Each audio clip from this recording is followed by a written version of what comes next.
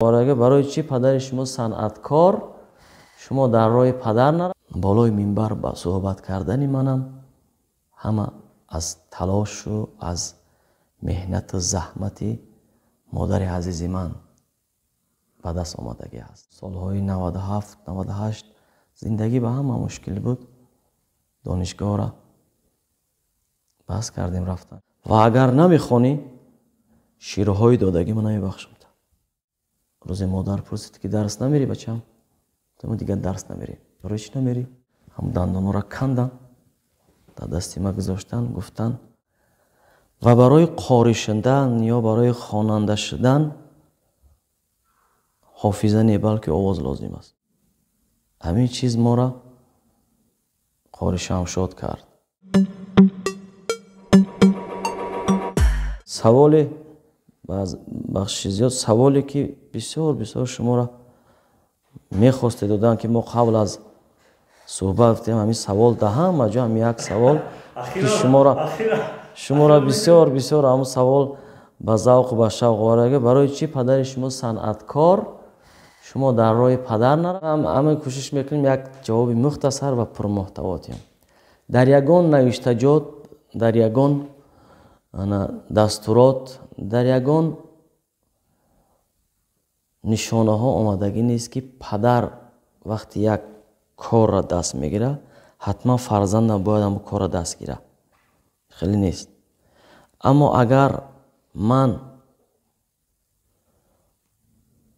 در راه پدر میرفتم شاید 90% شهرت یافتن و دستگیری شدن من آبروی پدر باشد. من با پررگی در یک سمت رفتم که یگان خیلی بستگی ندارد به پدر، نه با پدر نه با مادر یگان وابستگی ندارد و امروز در جهان روحانیت در جهان اسلام چه در کشور چه در بیرون کشور من با تلاش و زحمت و با کوشش و با سعی شخصی خودم تونستم در میان مردم شناخته باشم. نمیگم 100% مردم منو میشناسن اما نه کمتر از 90% تاجیکستان ما میشناسن و این کوشش و تلاش بدون راه پدر بود و البته در این راه پدر از بس که بر وقت گذشته بودن مادر عزیز من مادر غمخوار من مادر بسیار مهربان من که از این دنیا نه چند وقت بیشتر چشم پوشیدن رفتن تلاش مادر ما بود تا من در همین سمت دانش و معلومات زیادی به دست بیارم. حتی دانشگاه اسلامی را تمام کردن منم و حتی بالای منبر با صحبت کردن منم همه از تلاش و از مهنت و زحمت مادر عزیز من به دست آمدگی است. وقتی در همون سالهای 97 98 زندگی به همه مشکل بود دانشگاه را بس کردیم رفتن به سبب مشکلی مادی که بعضی حالت پول و مال نمیافتیم حتی راه پولی کنیم. روز مادر پرسید که درس نمیری بچم؟ تو دیگه درس نمیری. برای چی نمیری؟ به خاطر نمیریم که دیگه نه پول داریم نه مال داریم نه هیچ نه پولی دانشگاه داریم. مادر عزیز من دستشان هم خیلی سوی دهانشان بردن بالای دندانای زیباشون که از طلا بود روکش بود طلایی هم دندانو را کندن در دستی ما گذاشتن گفتن ایرا برده میفروشی هم پول کتاب هم پول دانشگاه و هم پول سر و لباست میشه و اگر نمیخونی شیرهای دادگی من نمیبخشم. و همه 7 سالی که ما رفتیم و خواندیم و آمدیم شهادتنامه هم دیپلمی که گرفتیم آوردیم مادر دادیم از دعای نیک مادر بود و هر روز جمعه چون من بالای منبر برآمد میرفتم یا میروم روزهای جمعه чун масъулияте дар зиммаи мо ҳаст. модари азизи мо як дуое медоданд: худоё забонта бурро куна, худоё ходими дин бошӣ, худоё барои миллатат хизмат кунӣ, барои мардумат хизмат кунӣ. яъне ҳамчун ба ҳайси як ходим дуо медоданд ва ҳар бори дар маҳфилу маъракаҳо бологузар мешам ё дар масҷиду минбарҳо бологузар мешам, ҳамаира аз талош ва заҳмат ва меҳнат ва дуои модари азиз медонам. акнун бахша боз кардед. ҳамин охирин суол ҳаман бутам. дар ҳамин ҳамчун қори шинохта шудани шумо, ин албатта баҳси зиёд аст, мавзӯи бисёр васеъ аст. фақат ман донистан мехостам ки ҳамчун қори шудани шумо кадом мактабҳо нақш доранд ва кадом хели ҳамин мутахассисони соҳаи қориҳо нақш доранд?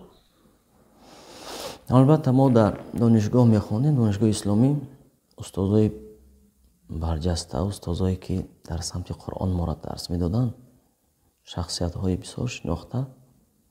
аммо ман як чиза ба шумо гуфтанӣ ҳастам ки вақте инсон олими як соҳа мешавад, пеш аз ҳама барои шахсият ҳофизаи бақувват, ҳофизаи қавӣ лозим аст ки ӯ дарсҳое ки мехонад дар зеҳнаш боқӣ монда бошад. ва барои қори шудан ё барои хонанда шудан ҳофиза не, балки овоз лозим аст. дар маҳфилу маъракаҳое ки мо мерем, ширкат мекунем, чӣ маъракаи азодориву чӣ маъракаи хурсандӣ, ҳам тиловати қуръон ва ҳам аз ашъори классикон ки ҳама панду андарзу аз ояи қуръону аз ҳадиси пайғамбар берун нестанд, замзамаву тиловат мешавад.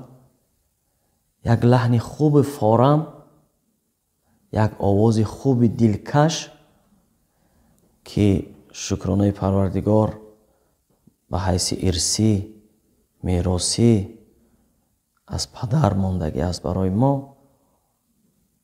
ҳамин чиз моро қори Шамшод кард. яъне овози хуб, овозе ки ба дили мардум роҳ ёфт. чӣ дар ҳолати бозам такрор бошам маҳфилу маъракаҳои мусибат, хондани ё сурудани як шеъру ғазалу таронае ки ба ҳамон маҳфилу маърака мутааллиқ ҳаст, ё дар маҳфилу маъракаҳои хурсандӣ ё арӯсие ки онам ба ҳамон маърака тааллуқат дорад. албатта барои шинохта шудани ҳамчун як қори, ҳамчун як хонандаи калом, фақат танҳо ҳифз кардани қуръон не, балки бо овози ширину овози дилкашам нақши муҳим бозӣ мекунад. имрӯз дар ҷомеаи тоҷикистони азизи мо он қадар ҳофизони қуръон зиёд ҳастанд ки ногуфтанӣ. ҳама қадар ҳофизони қуръон, қориҳои қуръон зиёд ҳаст.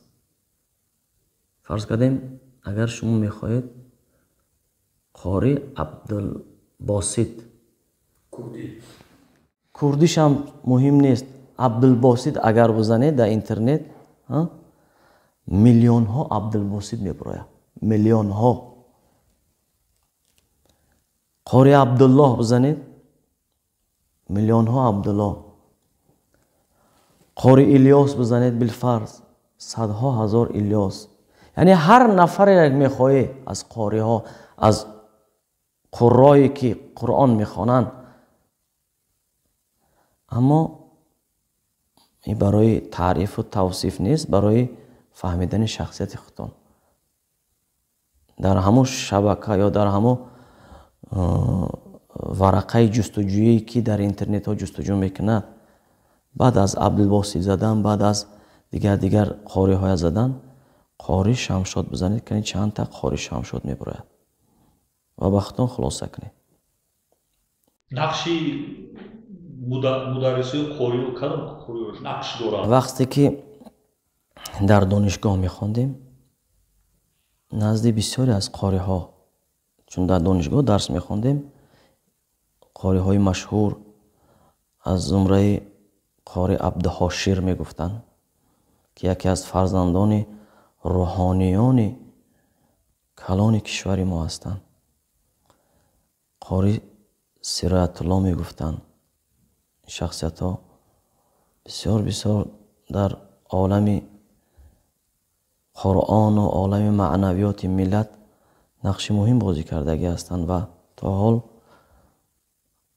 баъзеҳошон ҳастанд назди устозо. яъне ин нафарое буданд, ки мора ба